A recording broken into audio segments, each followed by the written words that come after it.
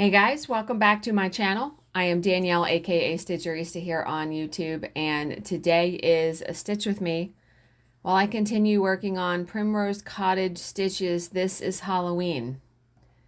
So I started this a little while ago and I absolutely love it. And I am stitching this with the called for DMC on 28 count Jobelan in the color Antique Copper. And yeah, I'm really liking it. I like Primrose Cottage Stitches patterns. I actually just purchased a Christmas one that I want to work on in December. Very cute. Okay, I'm trying to find a story that's not excessively long because I'm sort of pressed for time today. Okay, well, we're going to go somewhere else. Okay, I found one. You know, some of the longer ones I can do when I have more time or I'm off work, but yeah. So let's recap the weekend. So Friday, if you guys remember, I had said about our team member who did not write down that we had a job. So after 2 o'clock, because I can only find someone until 2 o'clock. After 2 o'clock, it was only going to be two of us, and two of us doing my job. It's difficult because you basically never get a break and it's hard to keep up. I worked on Friday until 8:30 p.m. Yes, I did. And I worked until 8:30 p.m. I would have been working probably until 7:40. The job didn't end here until 7:40 p.m. I was just floored. I'm floored at the attorneys who do this consistently on a Friday, because this happened last Friday when I was at the retreat. Their job ended at like 7:30 my time. Like, what the hell right now? We have a very interesting witness coming up on Wednesday that I don't know if I can tell you the name of the person, but it's someone that everyone knows. We usually don't have stuff like that, so I'll have to see if it winds up being confidential. If not, I can tell you the person's name. But yeah, I saw that come in and I was like, what? Yeah. Okay, so Friday, I didn't get done work till 8:30. We ordered Chinese for dinner because we had thawed out ribs, but Bill was like, if you're going to work late, we'll just have it on Saturday. So we watched the finale of Big Brother, watched some TV. We were in bed by 11. The next morning, I had a massage at 9 o'clock, and Bill was helping one of his coworkers with a celebration of life gathering. It was his coworker's father-in-law that passed, and he had organized this celebration of life thing. So we food at a hall and all that. He asked Bill to go to Costco and get 6 rotisserie chickens and cut them up, like cut the breast off, the wings, the thighs, you know, so people could have that. And so Costco here doesn't open until 10 o'clock. So Bill went and did that. I went to my massage, and when I came home and I waited for him, he came back. He cut up the chicken. I helped him organize it in these big bins, and then he took it over there. I got in the shower. And then what did we do when he came home? We just talked. We didn't really like do anything. We wound up talking for like 2 hours while I was standing there with like a towel around my head. I got out of the shower and gotten dressed. And he went out and cleaned out our hot tub. That's what he did. He cleaned out the hot tub, getting that ready for filling up and everything. It's still too warm here. And Friday, when I was working, when he came home, our fire pit had been delivered. So we bought a fire pit from Wayfair, And he went and put that together and got that out there. And so he did that. But yeah, then Saturday, so he went outside, was fooling with the hot tub. I was getting ready, makeup, hair, all that. And then I actually had a job to index for work. So that was at about 4 o'clock I was doing that. And then him and I sat outside for a while. And then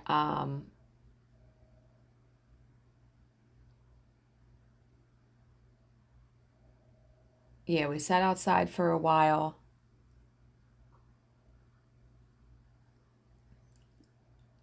And then we had dinner. We had ribs. And we had baked potato, which was very good. And then we watched part of that impeachment show. We're on like the second episode. And then we got up on Sunday. I had groceries delivered between 10 and 12, and the guy was there at like 10 o'clock. And then we had to go to Costco. So we got up in the morning, we had breakfast, and we did all that. Guy came, we put away groceries, and then we went to Costco, was there for a while. I got a new winter coat. Now, I had ordered a coat from Old Navy, but we saw this coat at Costco and has a hood and everything, and he's like, well, just return the coat from Old Navy when you get it. So when I get it in the mail, I'm going to return it. We came back. We had to go back out to get gas and go to CVS. He had to pick up a prescription. And Jesus, that line at CVS was so long. It was down in the aisle. I was like, my God. And then we came home and we had bought a pasta dish at Costco to heat up and have for dinner. It was very good. And we're having it tonight because there was so much left over that we're going to have it tonight for dinner as well. And it's going to be really easy to heat it up. So no cooking for him except bread in the oven. And that was it. We watched a football game. I took a 2-hour nap in the afternoon yesterday, which was very nice. And yeah, that's it.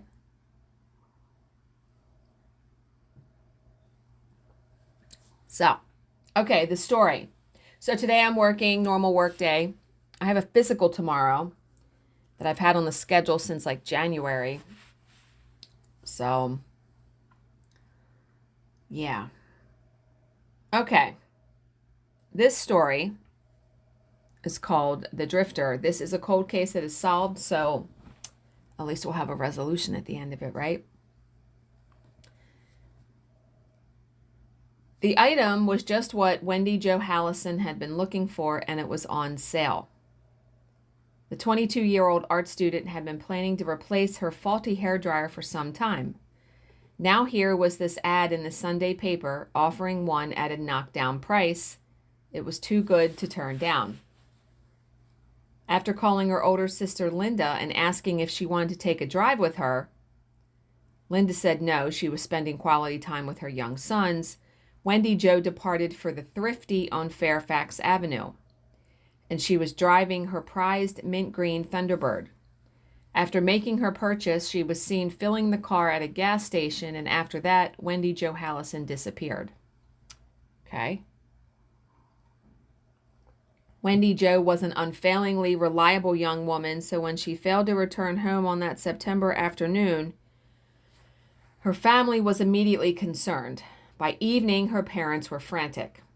When a round of phone calls to friends and family failed to turn up any trace of Wendy Jo, they called the police to report her missing. Told that they would have to wait 48 hours, the Hallisons turned instead to Gil Court, who was married to Wendy Jo's sister. Gil was a private investigator. He soon rallied a bunch of his colleagues and launched a search. They would not find Wendy Jo that night. As a parent, I just don't know. I don't care how old your children are. I can't imagine having your child go missing like that. By the following morning, Monday, October 1st, 1968, okay, so that gives us a time frame of what year this was, Wendy Jo remained missing. The searchers needed to up their game, and so Gil hired a helicopter and sent it to scour the neighborhood from above.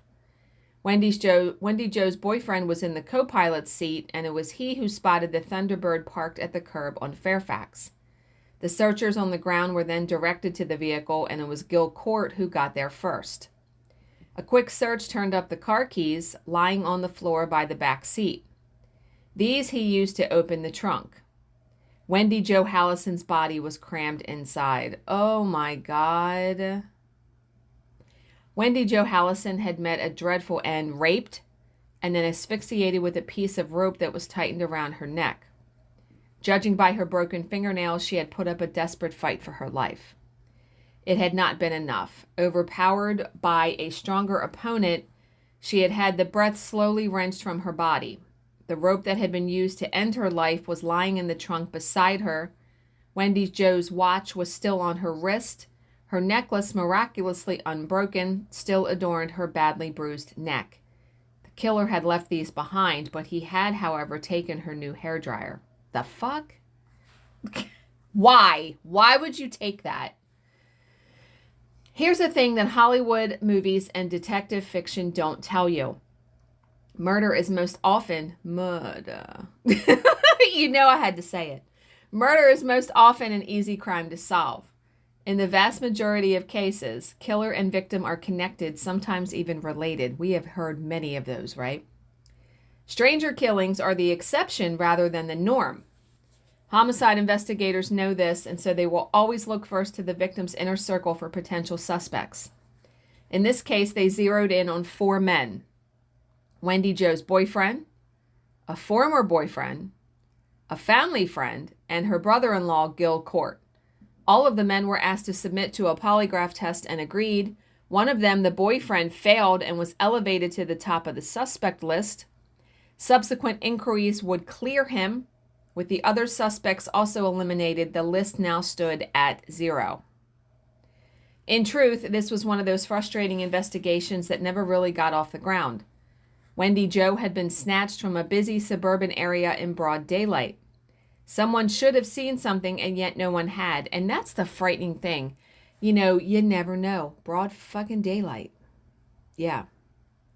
Other than reports of a white male seen lurking near the gas station, there was nothing. Forensics were also at a premium. The police had blood and semen. What they didn't have was a suspect to match it to. They also did not have any fingerprints. And in those pre-DNA days, that was the death knell to an investigation. Yeah, so they couldn't run. Now, obviously, I'm thinking they're going to keep that blood and semen on file for like 30 years or something. And then they're going to run it through like CODIS or through some system, and it's going to turn up a match. So over the years and decades that followed, Wendy Jo's death continued to devastate her family. Her absence was particularly hard on her dad, Lee. He and his daughter shared a birthday, and now each one of those that passed was a reminder of the void she had left behind. And then there were the other milestones that Wendy would never mark: her wedding, anniversaries, having children of her own, and watching them grow up. Particularly galling to Lee was the fact that Wendy Jo's killer was still out there, that he had never been held to account. Yeah, that would be disturbing. Over the years, the grieving father would stop off regularly at his local police station, asking if there were any new leads, and the answer was always no. Lee also put up rewards for information. These came to nothing. Gradually, a demoralizing truth began to dawn on him. He would probably die without seeing his daughter's killer caught. In the final years of his life, Lee would often call his daughter Linda aside and make her promise that she would never give up the fight to see justice done. He would pass away without knowing who had killed his little girl, and so too would Wendy Jo's mother. That had to have been horrible. I'm surprised the parents stayed together, although they don't mention if they did or not, because a lot of times husbands and wives their marriage can't survive something like that. It seems like one person, like both people grieve differently. So, do you know what I mean? Yeah. So fast forward to 1998, so 30 years later, and the killer of Wendy Jo Hallison remained a phantom. The clues to his identity frustratingly frustratingly out of reach. Given the time that had elapsed, investigators knew that he might well be dead, if not incarcerated on some other charge. Still, they were not giving up on the case just yet. DNA fingerprinting had by now entered the picture. Still in its infancy, this technology was fast becoming a cornerstone of forensic investigation. Dozens, if not hundreds, of criminals had already been brought to book. All that was needed was a biological sample from the suspect, and in the Hallison case, the police had that, right? Remember, semen had been lifted from the victim's slacks and underwear. Maybe that would yield a match. The first step was for investigators to test their 4 original suspects, and so the men were each asked to provide a blood sample. It was no real surprise when none of the comparisons yielded a match. Next, the sample was run through the fledgling state and national DNA databases in the hope of obtaining a hit there. Unfortunately, this was not successful. The sample was too small and too degraded. The technology of the day was simply not up to the task. But things were moving fast. In 2001, the LAPD established its first cold case squad, assigning 8 highly experienced detectives to the unit. Meanwhile, DNA testing was advancing at an exponential rate. By 2016, it had reached the point where even minuscule quantities could be tested and might yield a result. It was time to revisit the Hallison case file, time to resubmit that DNA. This time, there was a hit. The man who had raped and murdered Wendy Jo Hallison wasn't someone she had known. He was a stranger to her. In fact, he was a suspected serial killer. No shit. Oh my God. Edwin Dean Richardson had been a criminal almost from the time he could walk. As a child, he had been arrested numerous times, usually for theft and burglary. As a teen, he had started drifting, moving from state to state, taking menial work where he could find it, more often sustaining himself through petty crime. His criminal activities had also turned violent by now.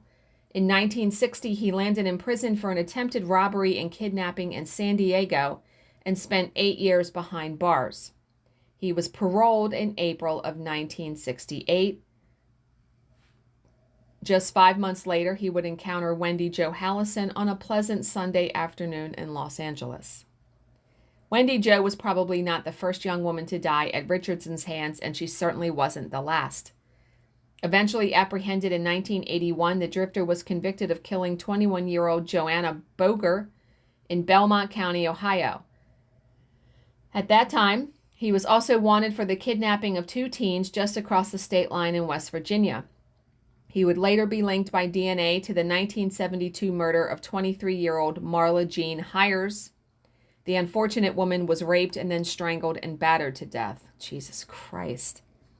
Richardson then threw her body down an embankment near the Yorba Linda Country Club. He would plead guilty to that crime in 2006, landing him a life sentence. Richardson was 70 years old at that time and suffering from emphysema. He died behind bars 4 years later, 6 years before he was eventually identified as the killer of Wendy Jo Hallison. Wow. But at least, whoever's left of her family has, an idea. Although you don't really know what transpired. He must have come up to her at the car, right? Yeah. Just how many young women met a horrible end at the hands of Edwin Dean Richardson remains a mystery. Given the time he was at large and his habit of drifting from place to place, it is likely to be much higher than the 3 we know about. One death that he was almost certainly responsible for was that of Margie Schuett. The 22-year-old former beauty queen was killed in 1969, a year after Wendy Jo Hallison. Her strangled, battered corpse was discovered in Burbank, but her car was found in Los Angeles in the parking lot of a thrifty drugstore. This was the same thrifty that Wendy Jo visited on the day she was killed. Given what we know about the modus operandi of serial killers, this is too much of a coincidence to be ignored. More than likely, Richardson was taunting the authorities. The murder of Wendy Jo Hallison remains one of the coldest of cold cases to be solved in the United States. 48 years had passed by the time Linda Court Trocino finally got the news she had been waiting to hear. Her sister's killer had been identified. Linda had kept her promise to her father and seen it through to the end. Edwin Dean Richardson will never stand trial for the murder, but we know who he is and we know the monstrous things he has done. Both Wendy Jo and Lee can rest in peace now. I can't imagine 48 years later, you would think that you would not know, right? You would never know about the